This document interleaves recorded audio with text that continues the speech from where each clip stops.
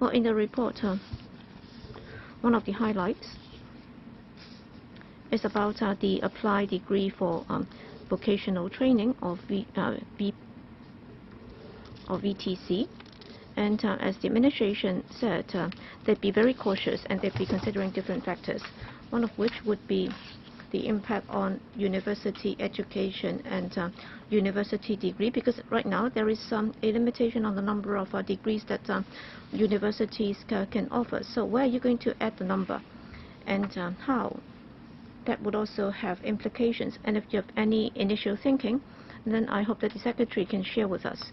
Because for applied degrees in overseas jurisdictions, well, at the high school stage, they would be pursuing vocational training, and then students would have this pathway to tertiary education. That's very important.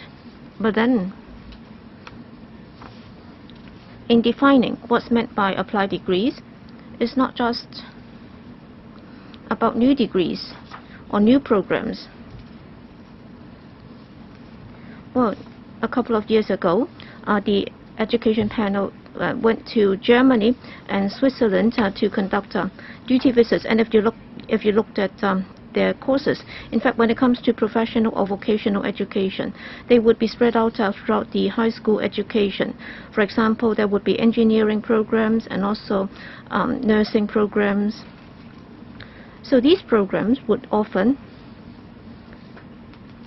be incorporated in vocational education in Germany and Switzerland.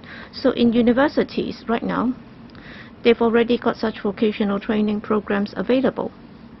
So how are we going to make sure that these diversified programs can be restructured and incorporated? That's also one of the considerations. That's why when it comes to vocational training in tertiary education, a number of possibilities should be considered. Okay, I'll pause here and allow the Bureau Director to respond. Yes, we're talking about applied degrees. In fact, that has to do with vocational qualifications.